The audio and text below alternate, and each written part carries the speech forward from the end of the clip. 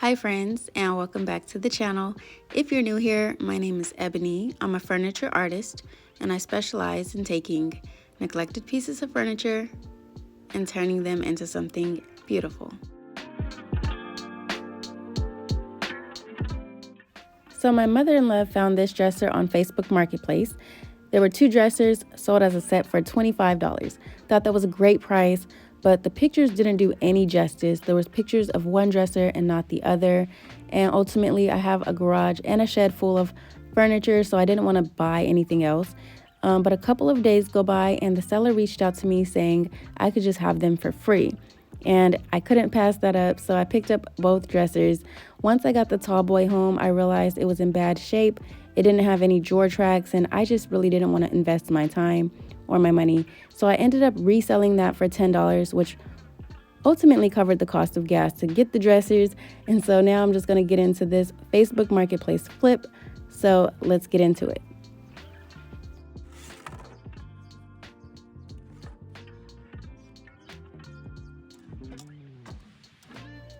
So as always, I'm going to start by removing my hardware, and I decided that I'm going to order something different.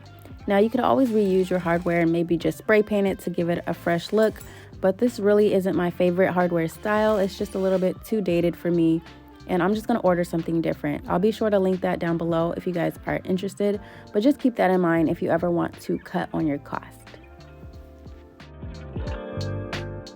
So after that's done, I'm going to vacuum the dresser. It just had a lot of debris and cobwebs and different things, so I'm going to take that additional step before I move on to cleaning the outside of the dresser with my TSP substitute.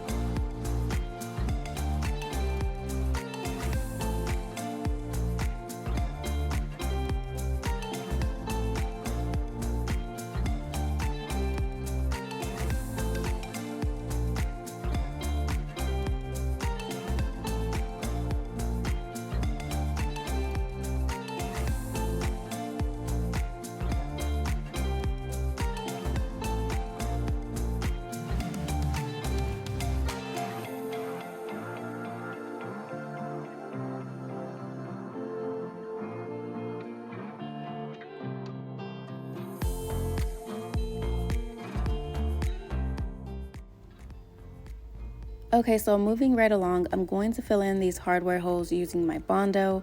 This is the 2-part wood filler that dries very hard and very fast. Now typically I would measure the holes and make sure that they're not going to match my new hardware, but for the most part I'm just kind of taking a chance. But I'm pretty confident that these hardware holes will not match the new hardware. I have something in mind already. I was actually thinking about doing single knobs, but between the 2 different things that I'm thinking of, I don't think they'll match the current hardware holes. So I'm just going to fill that in, as well as any more dings or cracks on the dresser using this same product. So now it's time to sand everything back down. I'm going to start with an 80 grit sandpaper and then work my way to a 120. I typically will start with a 120 for this, but I definitely put that Bondo on there very thick, so I'm using something a bit stronger, and then I'll use the 120 for the remainder of my scuff sanding. So on a side note, I wanted to take a moment to shout out my little cousins for their t-shirt business. So if you haven't noticed my shirt already, it says minding my black owned business. And I just thought that was just the cutest thing. It's very catchy. So definitely check them out. They do custom work. So ask them for whatever it is that you're looking to have printed and they can work on that for you. You can find them on Instagram over at blended_DB. And they are young entrepreneurs. The youngest is 8 years old. I believe the oldest is 17, and they're siblings, and they're doing some amazing work over there. So be sure to check them out, make a purchase, and let them know that I sent you.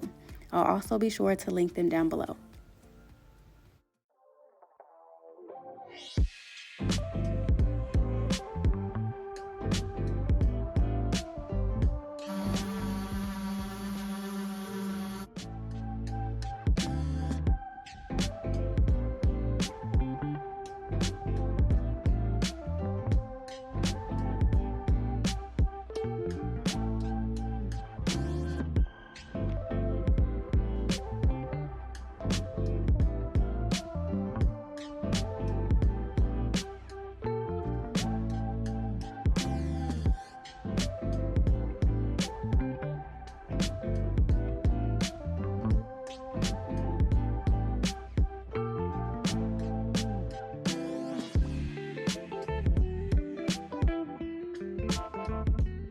So I just wanted to quickly show you that these actually popped out while I was doing my sanding, but it's fine. I wanted to take them out anyway, so it worked out. I'm just gonna fill that with Bondo, and then moving on to the next step is my wood conditioner.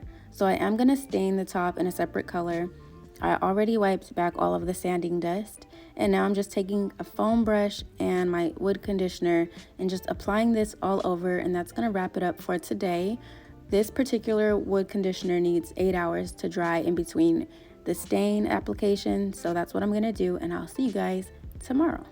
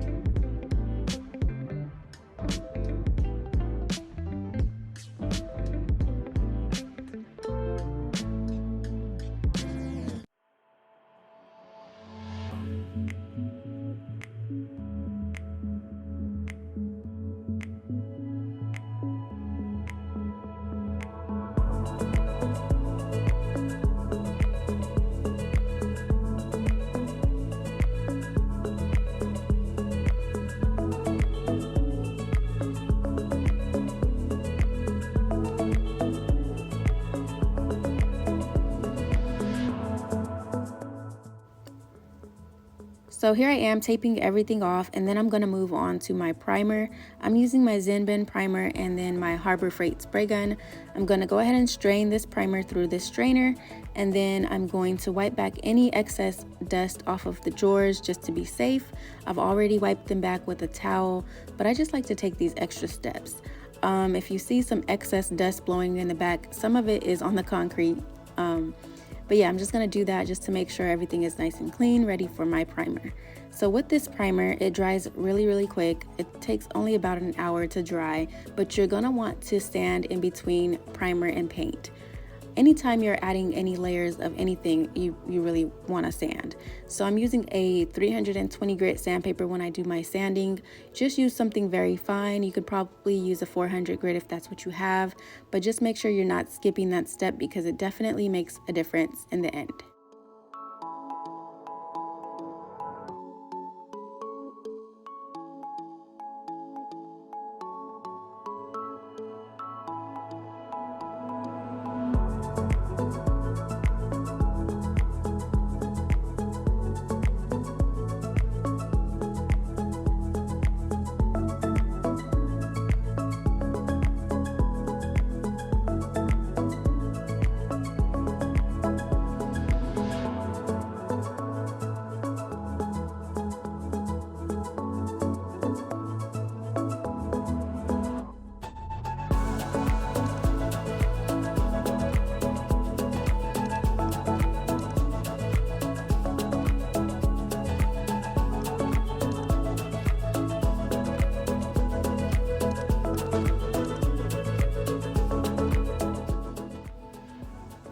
So immediately after I'm done spraying, I'm gonna clean out my gun. So you're gonna use ammonia whenever you're using your Zenbin primer. It doesn't take to water. Water, from what I've heard, will make it worse. So I learned this from Katie Scott, and she just pours it in there, gives it a good shake, and then I believe she pours it out and then does it again. And when she does it the second time is when you're gonna spray it out into maybe a cardboard box or something. So I already rinsed it out in the sink in the house, and then now I'm coming outside. I don't have a box that's put together, so I'm just spraying it on top of this piece of cardboard. It still worked out. And then once I've done that, I'm gonna take it back in the house, and that's when I'm gonna clean it with just plain water and get anything else that might be sticking in the inside, get that out. But for the most part, you just want to make sure you get all of the primer out of the gun before you add any water to your gun. So now I'm getting ready to apply my stain. Now I know it seems like I'm working backwards, but it makes sense to me, and I'll kind of try to explain it to you in a second. But I'm removing the plastic, and then I'm going to apply my stain. I'm using American Walnut, and I will say wood conditioner definitely plays a big role in the color. I definitely think I would have got a more brown color if I had not applied the wood conditioner first, but I still like it. It makes the color a lot more vibrant, a lot more rich. But my most concern was the blotchiness of it all. That's why I did the wood conditioner. So I didn't really experience any of that. So I'm just gonna apply this using a stain sponge or a stain pad, whatever you wanna call it. And then once I'm done with that, I'm gonna let this dry outside for, I think it was like 3 hours before I came back and applied my paint. The reason I did it this way is that I just didn't feel comfortable applying my stain and then taping off the top. So I wanted to tape off the top, spray the base first, and then apply my stain, let that dry for several hours, and then tape it off, and then come back and apply my paint. So doing it this way, I was able to get it all done in one day. Here I am just wiping back any excess stain using a paper towel, and we'll be ready to move on to paint.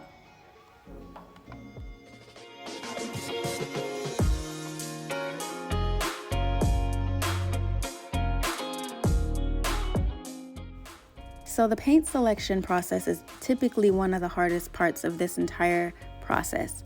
So I actually talked it over with my husband the day before this, and he suggested navy blue, and that was pretty much the plan.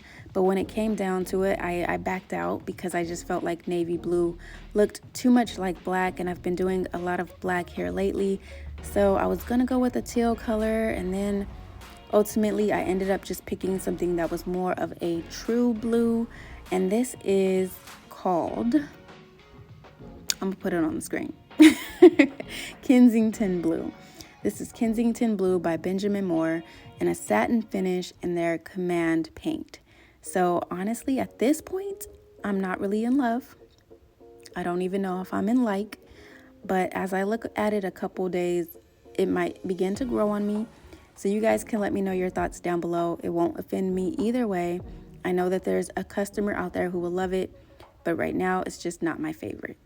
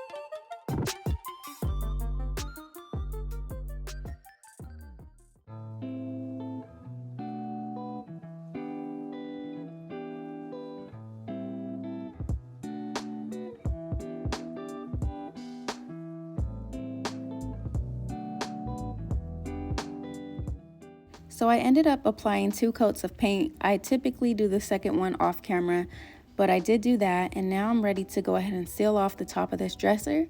So I'm going to use my Minwax Wipe On Poly, and I'll be honest, this stuff is really beginning to grow on me. I did, I believe, 3 layers, and I did sand in between using a 320 grit sandpaper, a very light sanding, you guys. I used to really be scared to do that, and I would skip that step, but now I'm learning, and it's becoming easier. So I did 3 coats of Wipe On Poly, and now it has a nice durable finish, and I'm very confident in the quality of this dresser. And so with that being said, the next thing I have to do is apply my hardware, and I will be done. Oh, and one last thing, if you put this in a Ziploc bag and then put it in the refrigerator, you can use your same sponge several times over without having to switch it out.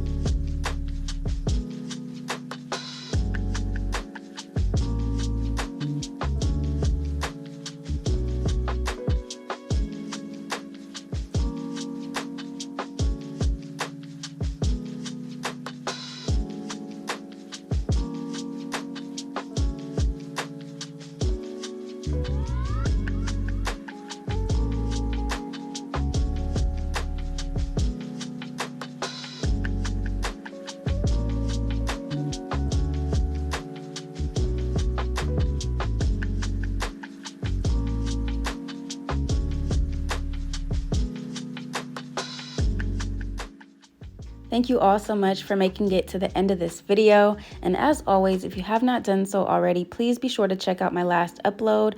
And with that being said, I'll see you guys in my next video. I love you all so much, and thanks again for watching.